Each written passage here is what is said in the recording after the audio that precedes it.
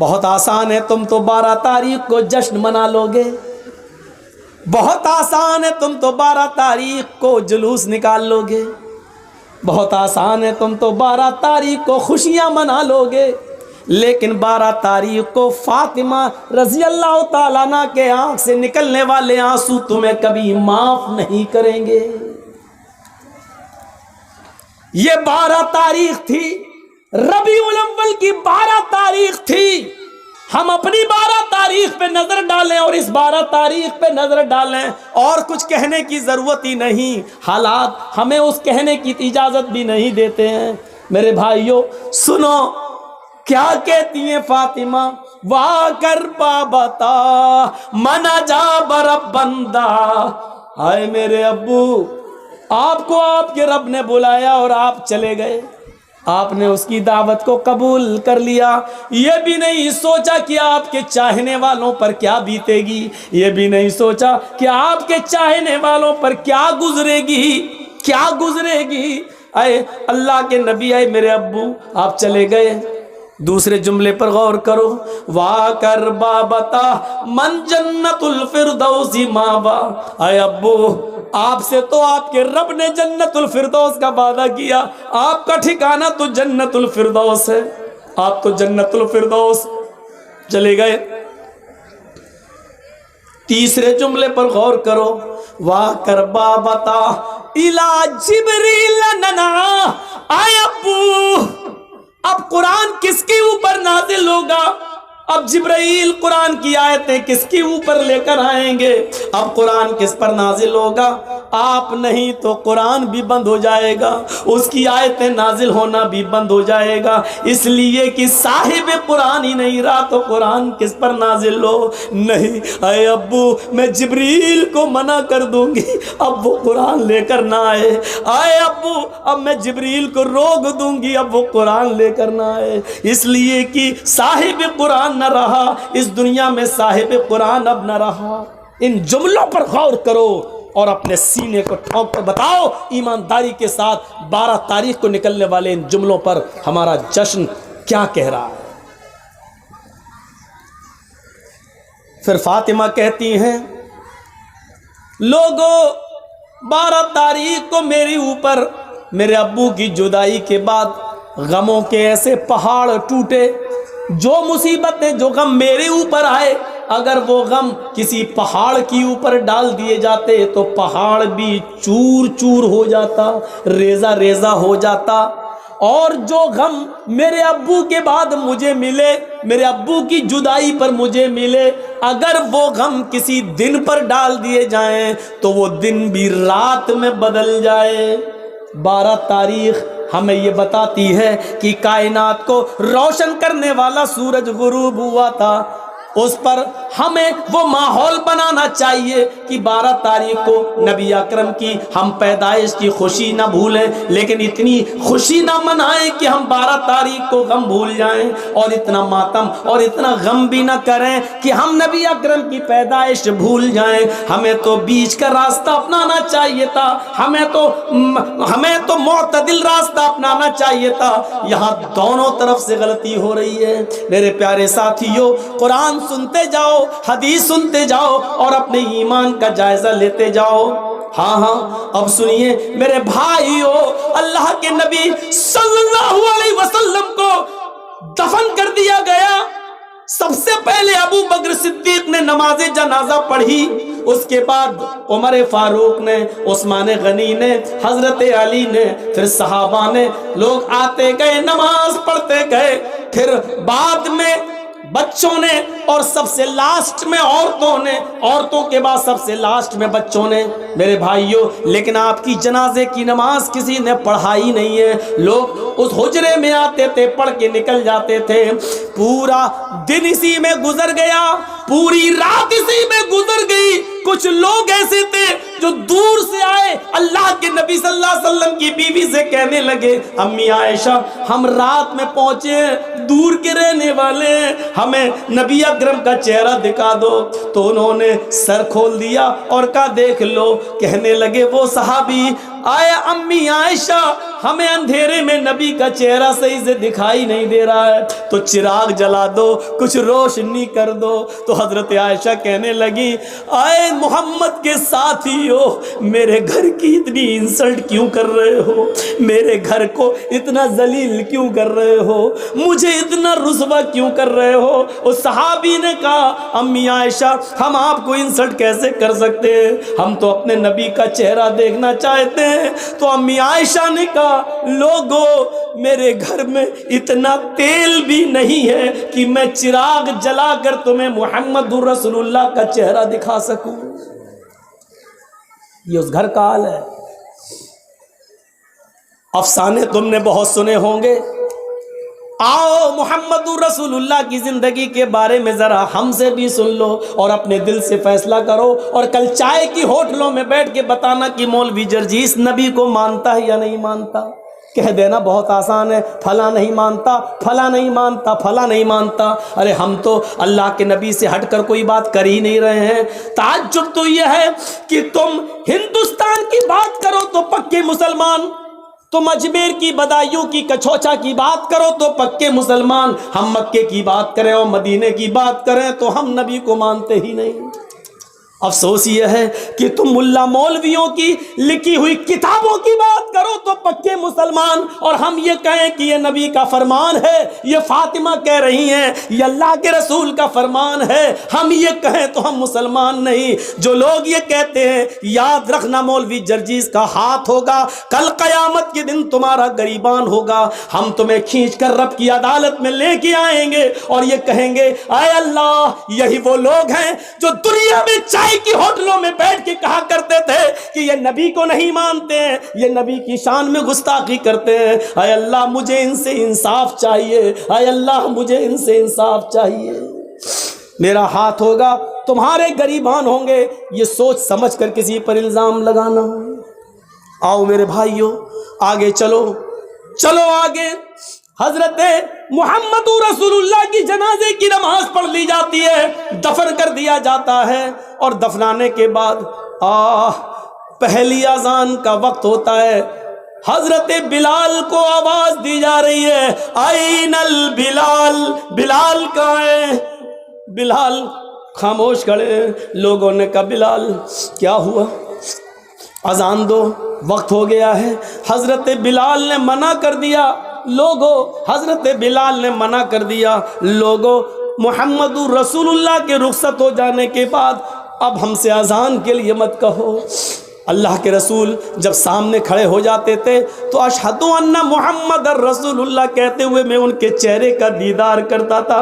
اب نبی ہمارے سامنے کھڑے نہیں ہوں گے تو میں کس کا چہرہ دیکھوں گا؟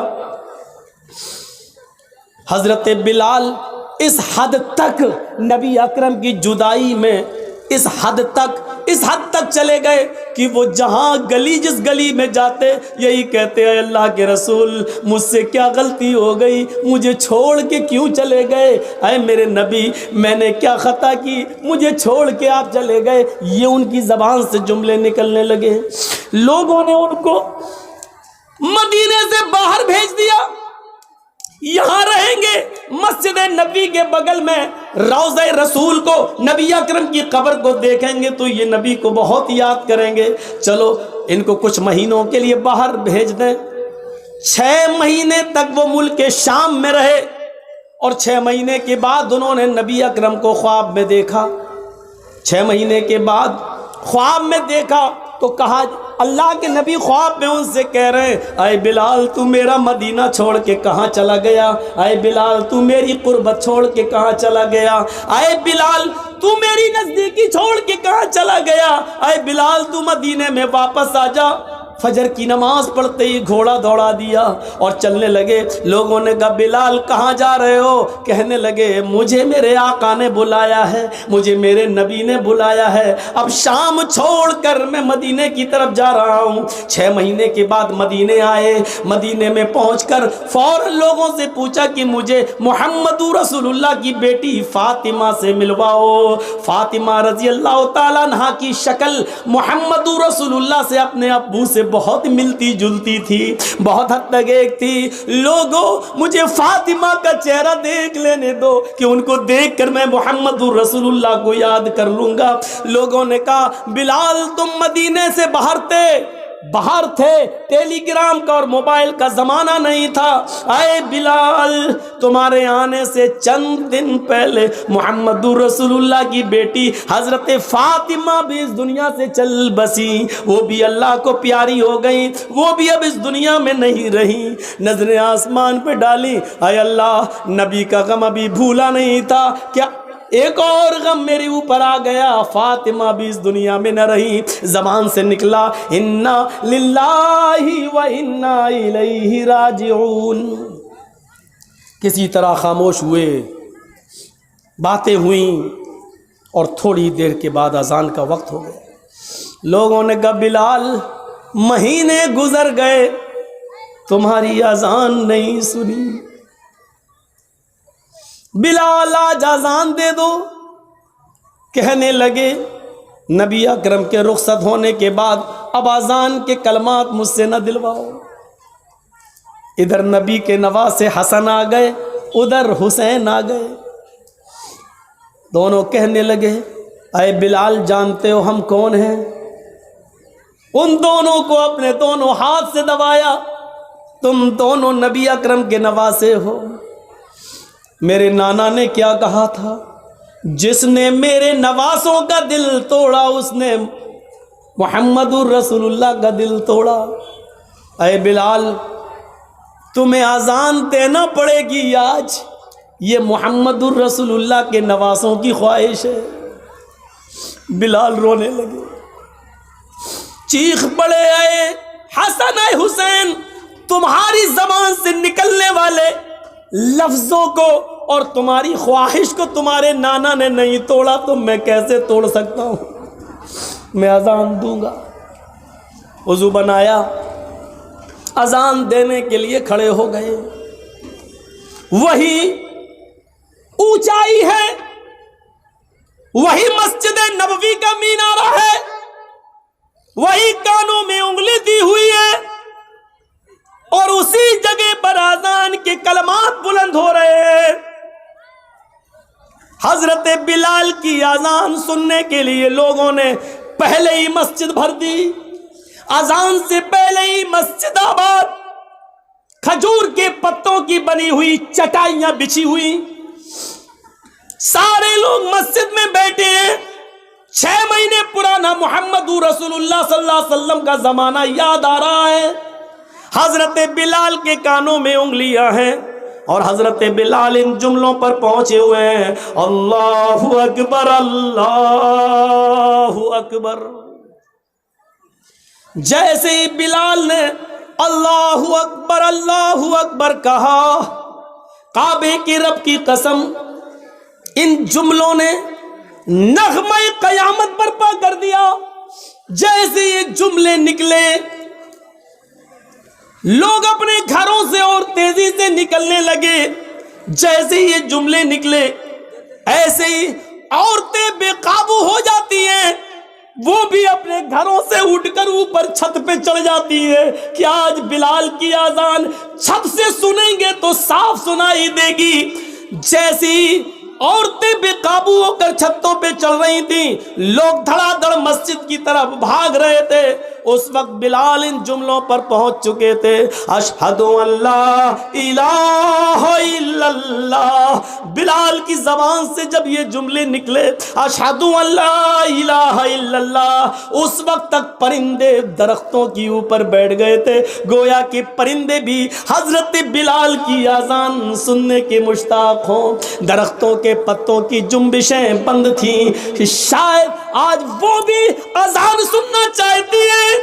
یہ ساری چیزیں بے قابو تھیں عورتیں چھتوں پہ چڑھ کے بلال کی اذان سننا چاہ رہی ہیں، درختوں کے پتے جنبش نہیں کر رہے ہیں، چہچانے والے پرندے بھی خاموشی کے ساتھ بلال کی اذان سن رہے ہیں، اور صحابہ کرام کی آنکھوں میں آنسو ہے، نبی اکرم کا زمانہ یاد آ رہا ہے، ایک ایک صحابی کی آنکھوں سے گرنے والے آنسوؤں نے مسجد نبوی پر کھجور کے پتوں کی بنی ہوئی چٹائی کو بھگو دیا ہے، پوری کی پوری چٹائی تر ہو جاتی ہے۔ حضرت بلال ان جملوں پر پہنچتے ہیں، اشہد ان محمد الرسول اللہ، ابھی ان کی زبان سے محمد کا جملہ ہی نکل پایا تھا، رسول اللہ کا جملہ نہ نکلنے پایا کہ ان کی نگاہ وہیں پہنچ جاتی ہے جہاں جناب محمد رسول اللہ کھڑے ہو جایا کرتے تھے، اور بلال سے کہتے تھے کہ اذان دو، اور بلال انہیں دیکھ کر پوری اذان دیا کرتے تھے۔ آج اس جگہ پر نبی اکرم کو غائب پایا، آج اس جگہ پر محمد رسول اللہ کو موجود نہ پایا، پریزنٹ نہ پایا۔ جیسے ہی ان کی نظر اس جگہ گئی اور نبی کو موجود نہ پایا تو غشی آئی، چکر آئے، اور بے ہوش ہو کر وہ زمین کی اوپر گر پڑے۔ لوگوں نے پانی کے چھینٹے مارے، بقیہ الفاظ دوسروں نے ادا کر دیے، ان پر چھینٹے مارے گئے، پانی کے چھینٹے مارے گئے، ہوش میں لایا گیا اور کہا بلال نے، لوگوں میں نے تمہیں پہلے ہی کہا تھا، نبی اکرم صلی اللہ علیہ وسلم کے انتقال کے بعد اب مجھ سے اذان کے لیے نہ کہا کرو، میں محمد رسول اللہ کہتے ہوئے کس کے چہرے کو میں دیکھوں گا۔ یہ اندازہ تھا، ہمیں سوچنا چاہیے، لیکن قبر ان کی بھی ہے۔ فاطمہ رضی اللہ تعالی عنہ کے سینٹنسز پر غور کیجئے، بار بار نہیں دہراؤں گا، ان کو بھی رخصت ہونا پڑا، لیکن وہی چیز یاد کریے، ایک طرف انسان ہم اور آپ مر جائیں اور مرنے کے بعد ہمارا حساب کتاب نہ ہو اور مٹی میں ملا دیے جائیں، یہ بہت اچھی چیز ہے کہ اگر ایسا ہو جائے، لیکن ایسا ہوگا نہیں۔ مسئلہ یہ نہیں ہے، مسئلہ یہ ہے کہ مرنے کے بعد بھی تو چین نہیں ہے۔ دنیا میں اگر اچھے عمل کیے ہیں تو ان کا انعام قبر میں ہی ملنا شروع ہو جاتا ہے، اور اگر ہم نے اور آپ نے اچھے عمل نہیں کیے ہیں تو مرنے کے بعد اس کا عذاب بھی شروع ہو جاتا ہے۔ ابھی قیامت میں تو حساب ہونا الگ باقی ہے، وہ ایک الگ چیز ہے، یہاں سے ہی شروع ہو جاتا ہے دور۔ حضرت عثمان غنی کے سامنے جہنم کے عذاب کا ذکر کیا جاتا نہیں روتے، لیکن جب قبر کے عذاب کا ذکر کیا جاتا تو اتنا روتے کہ ان کی داڑھی تر ہو جاتی۔ پوچھا ہے عثمان، جہنم کے عذاب کا ذکر ہوتا تو تم نہ روتے، اور قبر کے عذاب کا ذکر ہوتا تو اتنا روتے، کیا بات ہے؟ فرمایا لوگوں، یہ قبر آخرت کی منزلوں میں سے پہلی منزل ہے، فَإِنَّ الْقَبْرَ أَوَّلُ مَنزِلٍ مِّن مَّنَازِلِ الْآخِرَةِ، آخرت کی منزلوں میں سے پہلی منزل ہے قبر۔ جو اس قبر میں سوال و جواب میں پاس ہو گیا، جو یہاں کامیاب ہو گیا، وہ ساری منزلوں میں کامیاب ہو جائے گا، آخرت کی اور دوسری سیڑھیوں پر چڑھ لے گا۔ لیکن جو اس سیڑھی سے پھسل گیا، جو یہاں ناکام ہوا، وہ آخرت کی تمام منزلوں میں ناکام رہے گا۔ یہ تھا عثمان رضی اللہ تعالیٰ عنہ کا حال، جو جہنم کے عذاب کا ذکر سنتے تو نہیں روتے، لیکن قبر کا عذاب جب ان کے سامنے پیش کیا جاتا تو وہ روتے، ان کی آنکھوں سے آنسو گرنے لگتے۔ ہمیں یہ احساس کب ہوگا، کب ہم جانیں گے، کب قیامت کا خوف اور جہنم کا ڈر ہمارے دلوں میں پیدا ہوگا؟ جبکہ آپ کو معلوم ہے قرآن بھرا پڑا ہے، چیخ چیخ کر اعلان کرتا ہے، اذا القوا فیہا سمعوا لہا شہیقا وہی تفور۔ جب جہنمیوں کو جہنم میں ڈالا جائے گا اذا القوا فیہا سمعوا، بد اعمالوں کو، بد کرتوتوں کو جب جہنم میں ڈالا جائے گا، سمعوا، وہ ایک دردناک اور چیختی ہوئی جہنم کی آواز سنیں گے. اذا القوا فیہا سمعوا لہا شہیقا وہی تفور، جہنم چیخے گی، دھاڑے مار رہی ہوگی، وہی تفور، اس حال میں کہ وہ جوش میں ہوگی، جوش میں بھری ہوئی ہوگی، وہ جوش میں بھری ہوئی ہوگی، بھڑک رہی ہوگی وہ جہنم.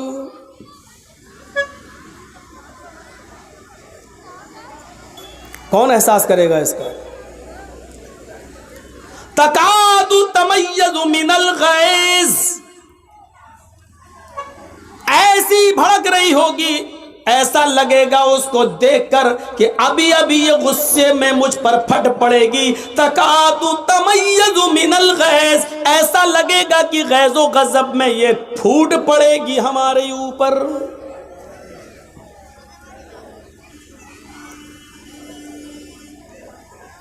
کلما القی فیہا فوج سالہم خزنتها الم یاتکم نذیر قالوا بلى قد جاءنا نذیر فکذبنا وقلنا ما نزل اللہ من شیء ان انتم الا فی ضلال کبیر. جب جب جہنم میں ڈالا جائے گا جہنمیوں کو، تو سالہم خزنتها، اس گروہ سے جہنمیوں سے جہنم کا داروغہ سوال کرے گا، جہنم کا مالک پوچھے گا الم یاتیکم نذیر، آئے جہنمیوں کیا تمہارے پاس کوئی نبی نہیں آیا تھا؟ کیا تمہارے پاس کوئی ڈرانے والا نہیں آیا تھا؟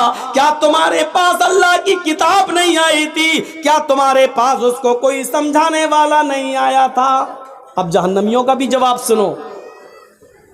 قالوا بلا، کیوں نہیں، ہمارے پاس اللہ کا ڈرانے والا بھی آیا تھا، ہمارے پاس اللہ کی کتاب بھی آئی تھی، ہمارے پاس منصور بھی تھا، ہمارے پاس دستور بھی تھا، ہمیں سمجھایا بھی گیا تھا، رسول بھی آئے، پیغمبر بھی آئے، کتابیں بھی آئیں، سب کچھ تھا ہمارے پاس، لیکن ہماری ڈھٹائی عیش و عشرت نے، دنیا داری نے، دنیا کے جاہو جلال نے، دنیا کے مال حرام کی ہوس نے، دنیا داری نے ہمیں کہیں کا نہیں چھوڑا، ہم دنیا داری میں ایسے پڑ گئے. فکذبنا وقلنا ما نزل اللہ من شیء، ہم نے نبیوں کو بھی جھٹلایا، ہم نے قرآن کو بھی جھٹلایا اور فرمایا یہ تمہاری اپنی باتیں ہیں، اللہ نے ہماری طرف کچھ بھی نازل نہیں کیا.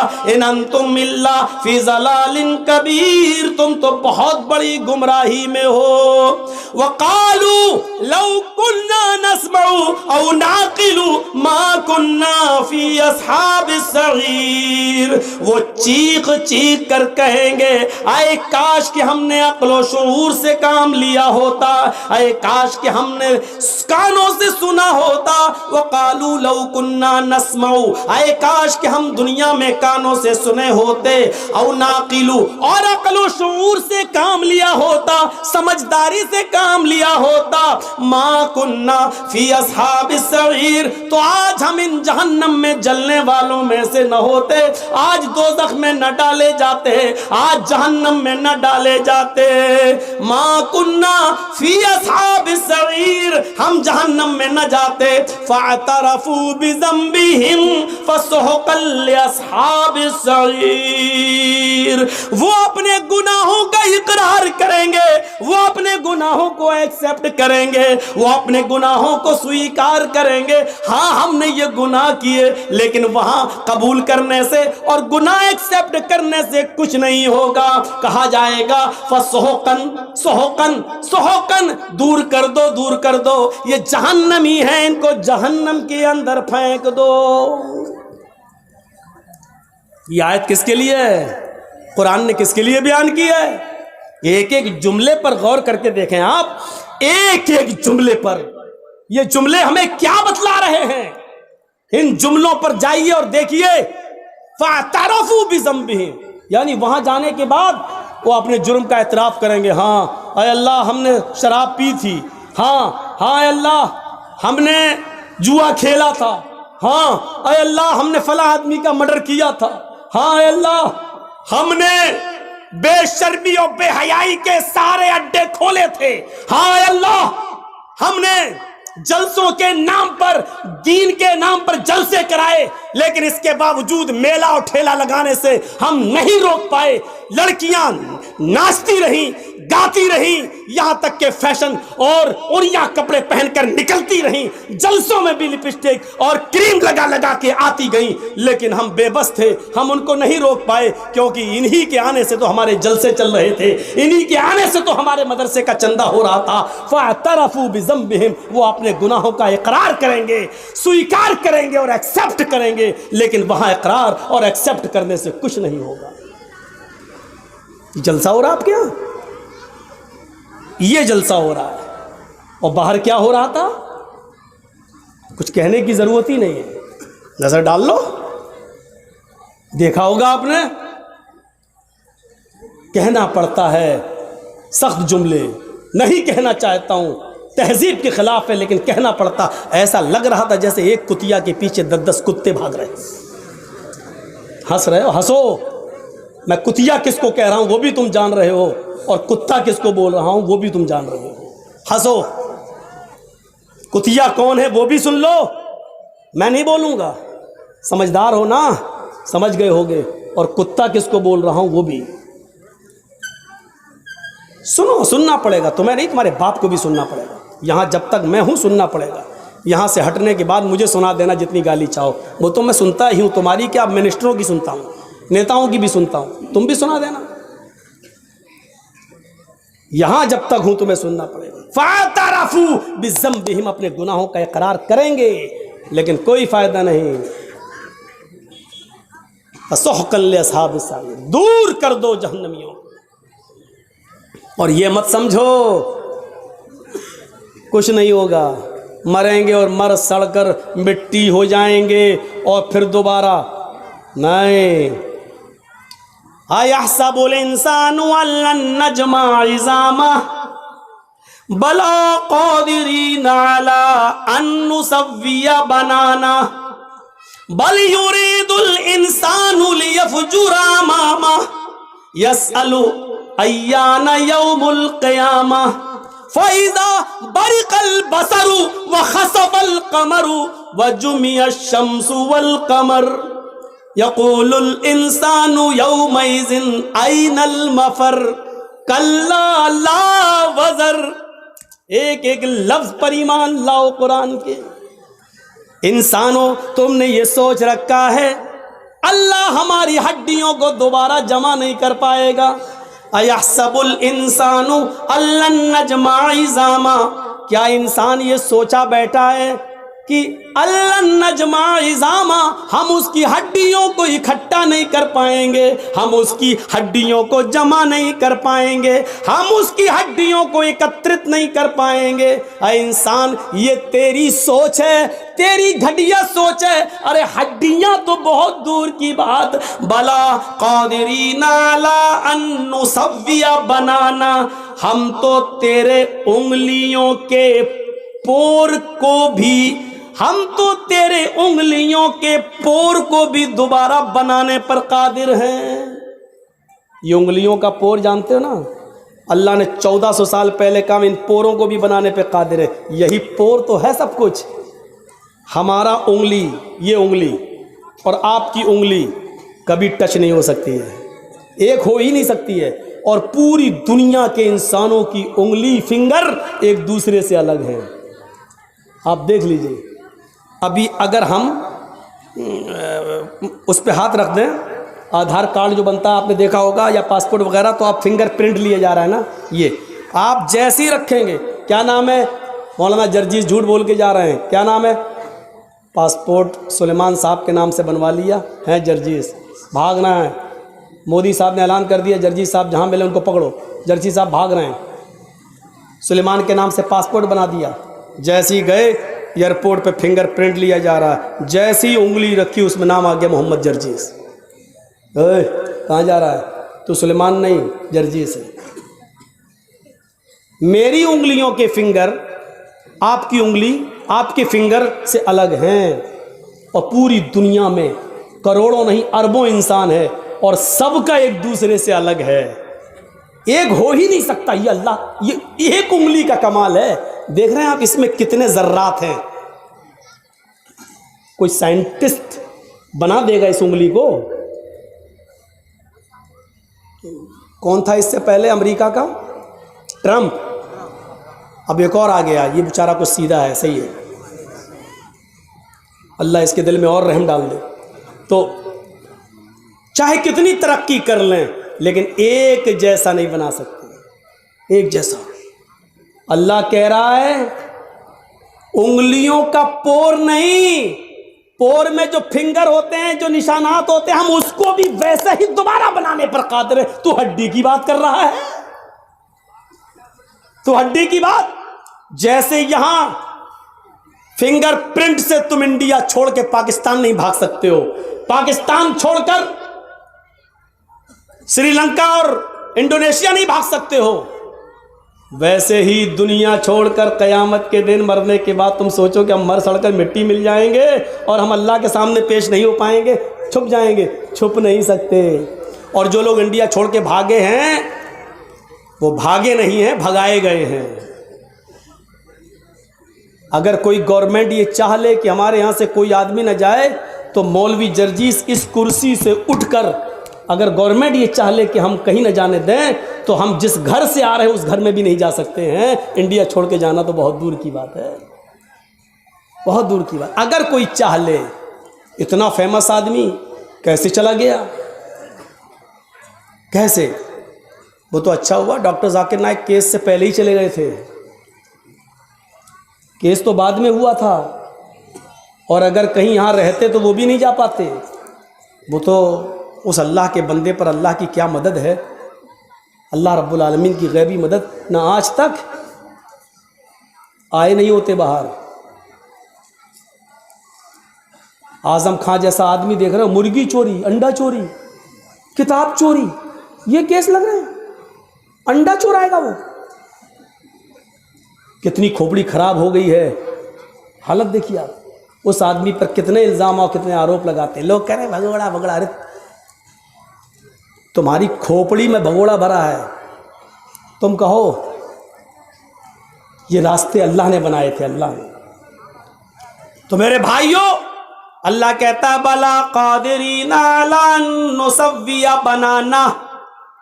انسانوں تم یہ سوچتے ہو کہ ہم تمہاری ہڈیوں کو دوبارہ جمع نہیں کر پائیں گے، ارے ہڈیاں تو چھوڑو، ہم تمہاری انگلیوں کے پور بھی دوبارہ بنانے پر قادر ہیں۔